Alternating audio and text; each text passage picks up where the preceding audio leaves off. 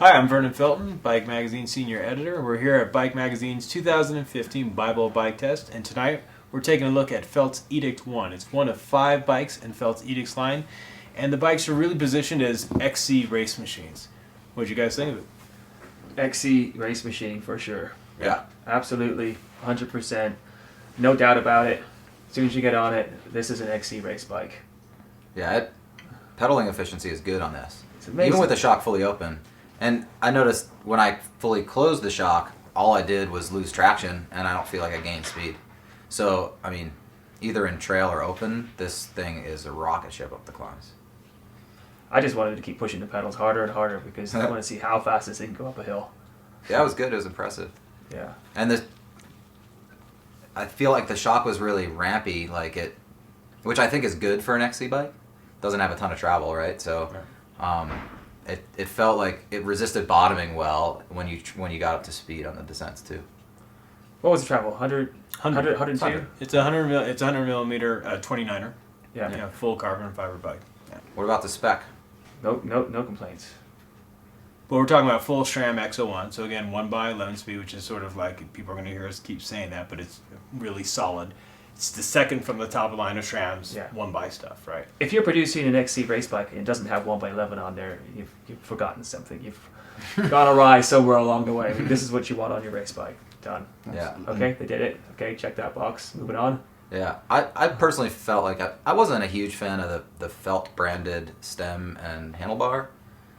And for the price point, which was, remind me again? $5,500, yeah. I don't know. I like Easton cockpits. But I think like maybe more of it like a name brand bar and stem would have added a little bit of extra character to it. I just didn't love the look of it, but I mean, performance wise, it was fine. The bars weren't too flexy or anything like that. Apart from the fact that we swapped out the stem. We did, yeah. It comes with a 90. We put a slightly shorter stem on it. We put 50 on. Yeah. 50. And that's because the top tube is pretty long then. Right, it's 24.7. Yeah, which is long for a large.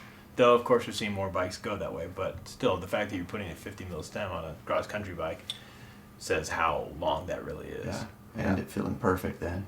But it also has a fairly steep head angle.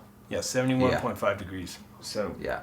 Which on our test loop I thought was brilliant. I mean, we've been raving about the climbing, and which is undoubtedly true.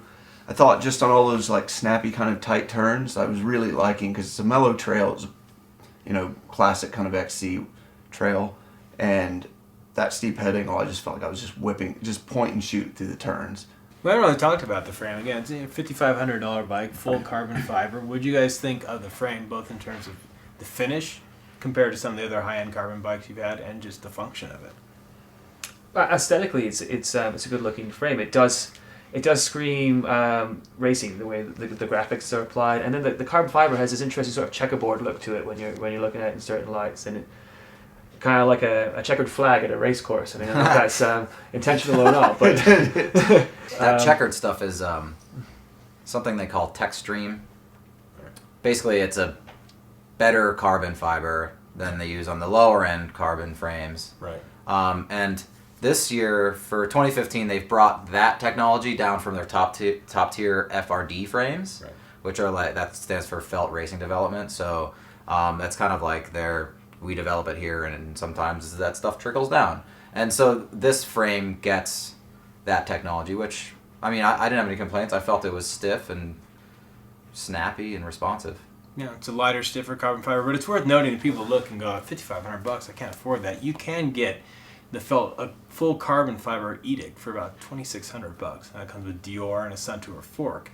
But if you couldn't afford the full Zoot carbon, that's really affordable. I mean, that's crazy affordable. That's really affordable, isn't it? It's not with an aluminum rear end. It's impressive. That is impressive. Yeah. I would say that this bike is really perfect for anybody that just is pure race. Mm-hmm. It's not like a bike that you might really go out on every day, or a bike that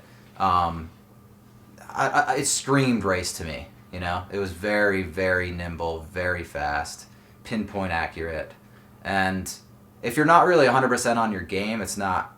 It might throw you. Yeah. So I feel like it is a purebred race bike. Well, there you have it. You're looking for a full race bike? This is a pretty good one. If you want to check out the full review, look at Bike Magazine's Bible Bike Test. If you want to check out our videos from our Bible Bike Test, go to bikemag.com.